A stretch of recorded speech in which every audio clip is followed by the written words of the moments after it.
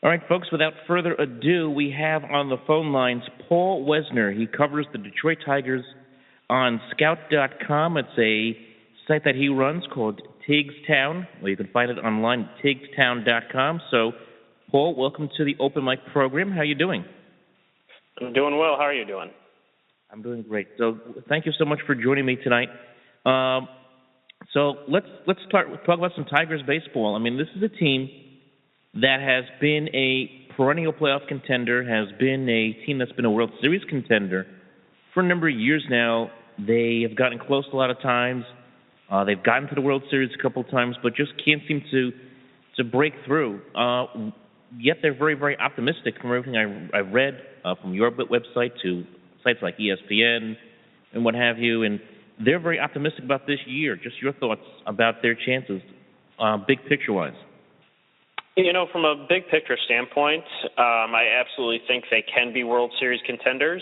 Obviously, there's been some changes to the roster over this past offseason. They lost Max Scherzer to the Nationals, which obviously anytime you take a Cy Young out of a rotation and replace him with a relative journeyman and a guy like Alfredo Simon from Cincinnati, it's not exactly an even swap or anything like that. But there's still a lot of talent on this roster, and you've still got a number of guys that are at or near, their sort of peak performance years. So there's every reason that if, guys stay healthy and things break right, that this team can be a World Series contender. Certainly could be. And look, you take a look at the American League, you look around, the East is very much up for grabs. The Yankees aren't who they used to be. The Red Sox, what are they going to be? They're inconsistent year in and year out.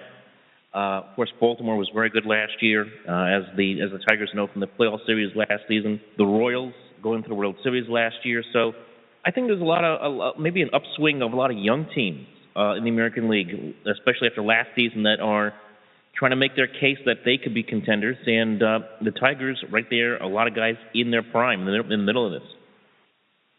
Yep, yeah, you're absolutely right. Quite a few rosters, the Red Sox obviously probably being the most notable one, have really gone quite a bit of a remake or a redo of, the way they're approaching the game and the players they've got and everything like that.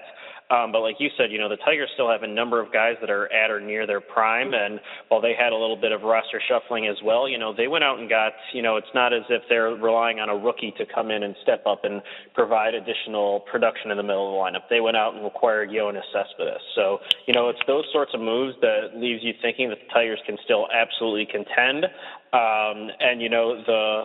The focus is absolutely in a win-now state. The Tigers are looking to win as soon as possible. While you say if a guy's in his prime right now, that means he's going to be over the hill right around the corner. So, the Tigers absolutely have to be trying to put the best foot forward right now in hopes of bringing home that World Series that they've been chasing now for the better part of a decade. Yeah, they have been. And, you talk about that Cespedes move. You hinted at it a few moments ago. They get a guy in camp now who has a lot of power, who can drive in runs along with Cabrera. I think it takes some pressure off of Miggy from the power standpoint and the RBI standpoint. But the Tigers also lose a pitcher, a pretty good one in Porcello. I mean, you have to give up something to get something. But what does the Tiger fan, what do you as a Tiger analyst look at in this Cespedes trade? Do you look at it as a win-win for both teams? Do you look at it as a win for the Tigers?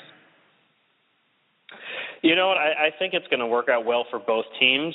From the Tigers' standpoint, there's just only so much money you can spend on a starting rotation. And, you've already got Justin Verlander locked up long-term. You still have Anibal Sanchez locked up for a few more years. And, there's still hope that they're going to be able to keep David Price around. To pay those three guys alone is going to cost a boatload of money, approaching a couple teams' entire payrolls. So, you have to find some cheaper alternatives, and I think that's more or less what the Tigers did. Rick Porcello was not going to be cheap this year, and he's going to be a free agent after this season. And so they went ahead and said, you know what, we can, make a sacrifice here. A rotation will be okay. They obviously have made some, additional moves to improve their defense as well along the way that will hopefully help some of those bottom of the rotation starters. And in exchange, you get a guy like Cespedes who is entering a contract year, and that's something that Dombrowski has always been somebody that I wouldn't say he intentionally pursues guys like that, but he's always looked kindly at guys entering contract years because of their propensity to make sure they're in the best shape they possibly can be and solely focused and dialed into the game. And obviously Cespedes is coming into the season very focused on ensuring he has a good year to, bring home a pretty big contract this offseason. So I think the Tigers are pretty optimistic that they're going to do pretty well out of this trade. Whether or not they're going to hang on to Cespedes beyond 2015, we'll have to wait and see. But I definitely think the Tigers feel very good about what they're going to get out of this deal in 2015. Absolutely.